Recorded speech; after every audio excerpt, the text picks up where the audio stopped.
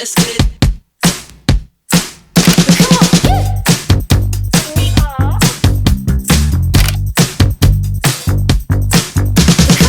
Let's get it.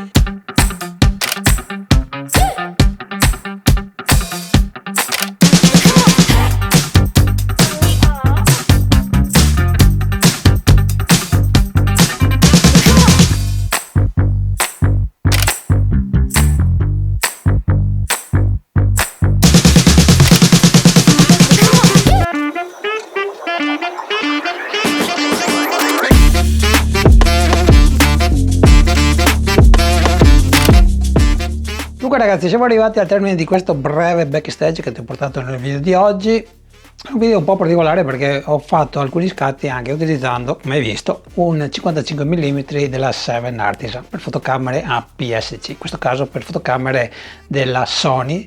Io sono utilizzatore in questo caso di ZV-E10 e di Sony A6300. Comunque ZV-E10 quella che vado a utilizzare di più e proprio per questo ho voluto questo obiettivo per utilizzarlo in questo caso per girare dei video. Però dal momento che fa anche delle belle foto, ho voluto proprio farti in questo video farti vedere che è molto simile quello che andrei a ottenere al Sigma 85 mm 1.4, obiettivo che vado a utilizzare con la mia Sony A7C. Ok, non ti ho fatto vedere tantissime foto perché non sono riuscito a portarne a casa tantissime con la messa a fuoco corretta, perché ne ho sbagliate parecchie.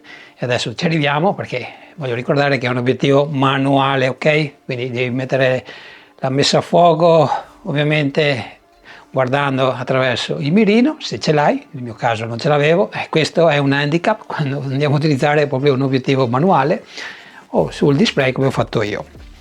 Quindi ti dico subito che mi riallaccio proprio al video che hai appena visto. Quando sei a casa che devi fare la classica foto al mio cane, ai miei familiari, ai miei amici, praticamente solo in tranquillità, e le foto ti escono praticamente sempre al primo colpo, anche quando vai a utilizzare la massima apertura di f1.4, che praticamente è quella dove avrai maggiore difficoltà proprio a avere anche l'occhio perfettamente a fuoco, ok?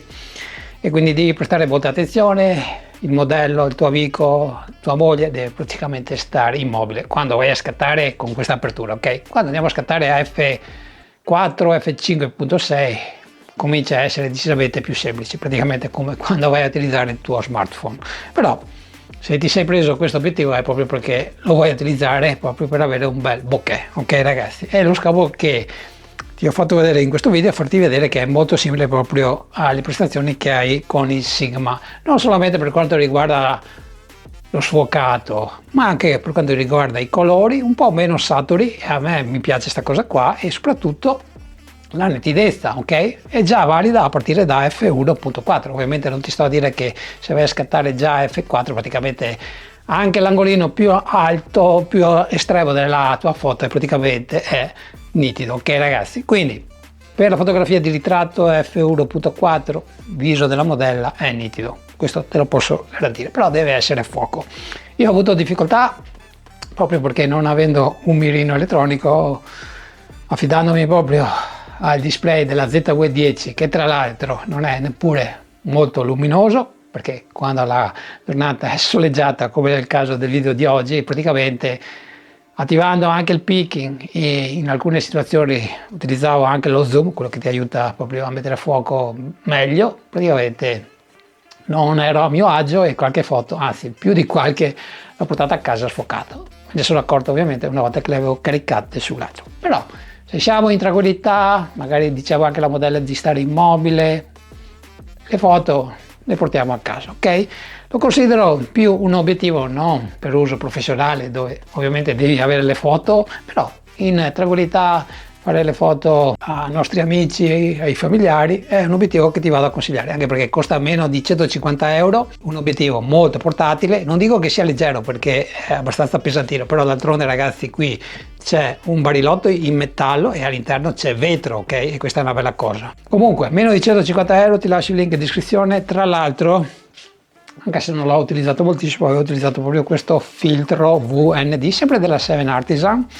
Ho preso quello con il diametro più piccolo, anche se ti serve un adattatore, proprio perché qui abbiamo proprio un diametro da 52, praticamente molto piccolo, e quindi ti serve un anello. E questo è un filtro proprio della 7 Artisan che ti permette proprio di avere la giusta esposizione anche quando vai a utilizzare proprio la massima apertura con degli ISO decisamente molto bassi, ok? Quindi hai bisogno proprio di un filtro VND, ok? E magari questo è quello che fa al caso tuo. Comunque ti lascio tutti i link in descrizione.